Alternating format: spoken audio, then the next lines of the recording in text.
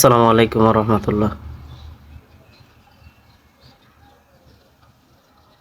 আপনারা অনেকে হয়তো বা জানেন, গত 19 নভেম্বর আমার কলিজার টুকরা বড় ভাই অপ্রত্যাশিত রোড অ্যাক্সিডেন্টে মারা যায় এবং তার এই অকাল মৃত্যু এবং অপ্রত্যাশিত ঘটনায় যে মারা যাওয়ার বিষয়টা, এটা আমাদের অনেকের মনে দাগ কেটে গেছে।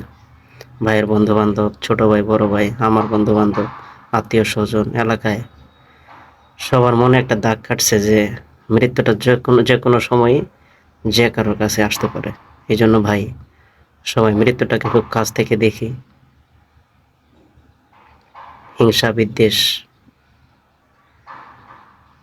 চুগলখড়ি, একে অপরের ক্ষতি করা, এগুলো থেকে আমরা বিরত থাকি। ভাই সবসময় মৃত্যুটাকে কাছ থেকেই দেখতো।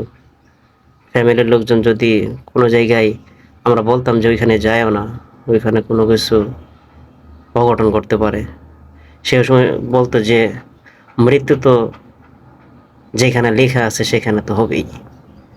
এবং সে মৃত্যুটাকে খুব অনুভব করতো, কাছ থেকে দেখতো। আমি জানি ভাই সবসময় গান গাইতো, দেখতাম, মানে এই রিলেটেড যে মানুষ একদিন হুট করে মারা যাবে, দুনিয়া ছেড়ে চলে যাবে। ইভেন লাস্ট সে যেদিন মারা যায় সেই দিন পর্যন্ত তার ফোনে এই বিষয়ে অনেক গান ছিল, সেই গানগুলো শুনতো, সবসময় শুনতো বাড়িতে। এবং শেষের দিকে সে তাহাজ্জুদ নামাজ টামাজ এগুলো পড়তো। হ্যাঁ, সবাই ভাইয়ের জন্য দোয়া করবেন। আর ভাই যে সকল গান শুনতো, এগুলো আমার মনের মধ্যে এখন খুবই ধাক্কা দেয় যে কেন সে এই গানগুলো গাইতো।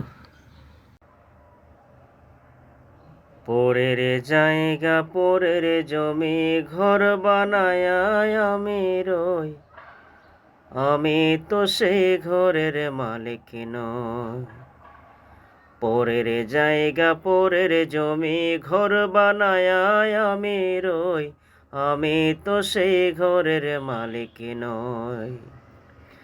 সেই ঘরখানা যার জমিদারি, আমি পাই না তাহার হুকুম জারি। সেই ঘরখানা যার জমিদারি, আমি পাই না তাহার হুকুম জারি। আমি পাই না জমিদারের দেখা, আমি পাই না জমিদারের দেখা। মনের দুঃখ কারে কই, আমি মনের দুঃখ কারে কই, আমি তো সেই ঘরের মালিক নই।